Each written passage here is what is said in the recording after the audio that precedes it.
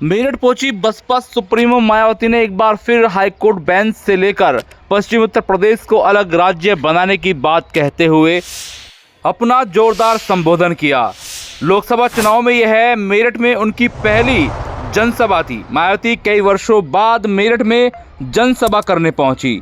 यहां उन्होंने मंच के माध्यम से एक बार फिर वेस्ट यूपी को अलग राज्य बनाने का राग अलापा। मायावती ने कहा कि यदि जनता ने उन्हें मौका दिया और केंद्र में सरकार बनी तो वह सबसे पहले उत्तर प्रदेश का बंटवारा करके पश्चिम उत्तर प्रदेश को अलग प्रदेश बनाएंगी। उन्होंने कहा कि लखनऊ बेंच की तर्ज पर मेरठ में भी हाईकोर्ट बेंच की स्थापना की जाएगी। यहां पर उन्होंने वकीलों की दुखती रग पर हाथ रखते हुए हाईकोर्ट बेंच के मुद्दे को उठाया। साथ ही दलित, मुस्लिम, गरीब युवाओं को स्थायी रोजगार देने की बात कही, यानी सीधे सरकारी नौकरी देने का उन्होंने वादा किया है। पश्चिम उत्तर प्रदेश के गन्ना किसानों को भी लुभाने की कोशिश की। उन्होंने कहा कि उचित मूल्य वह दिलाएंगी, ऐसा आश्वासन देती हैं।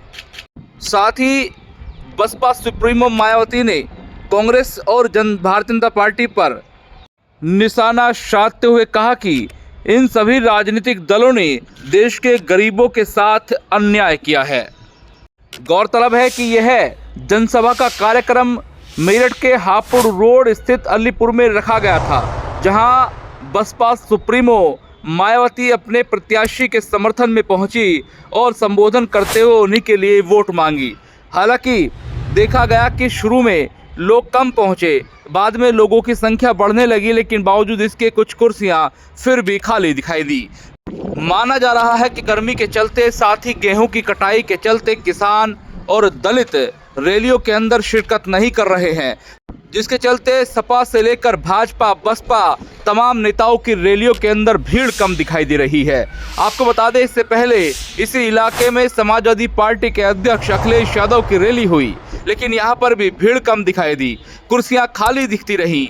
उधर बीते रोज भारतीय जनता पार्टी के कई नेता मेरठ में जुटे और बकायदा इसी इलाके यानी खरखोदे में सभी को बुलाया गया।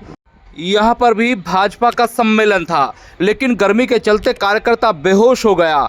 देखते ही देखते भीड़ नहीं दिखाई दी तो कुर्सियों को उठाना शुरू कर दिया।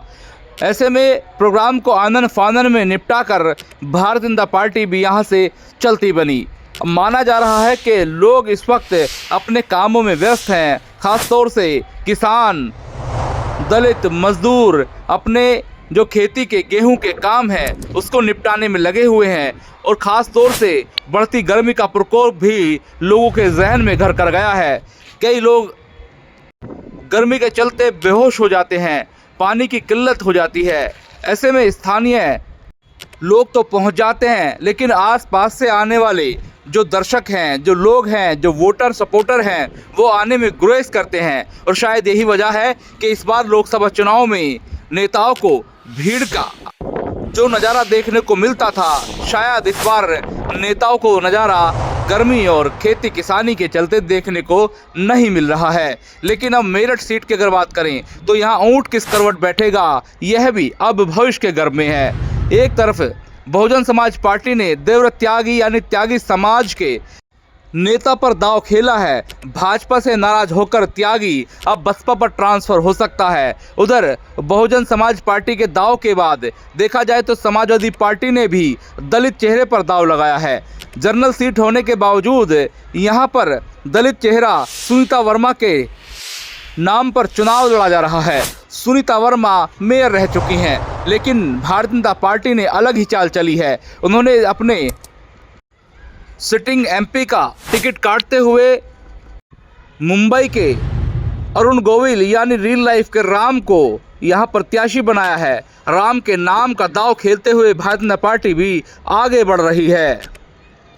लेकिन चुनाव की बिसात बीत चुकी है। 24 तारीख को प्रचार थम जाएगा, 26 तारीख को वोटिंग होनी है, और उसके बाद सभी नेता प्रत्याशियों का जो राजनीतिक भविष्य है ईवीएम में कैद हो जाएगा। और ईवीएम का जब जिन बाहर निकलेगा तो वो बताएगा कि उसका आका आखिर कौन है, कौन वो सांसद है जो मेरठ पर राज करेगा, कौन वो सांसद है जो मेरठ की बात को, मेरठ की आवाम की समस्याओं को सदन में उठाएगा। बहरहाल न्यूज़ निवारण टीवी को देखने के लिए यूट्यूब पर सब्सक्राइब करें, फेसबुक पर फॉलो करें और साथ ही इंस्टाग्राम पर भी हमें आप फॉलो कर सकते हैं। ट्विटर पर भी हमें आप फॉलो कर सकते हैं।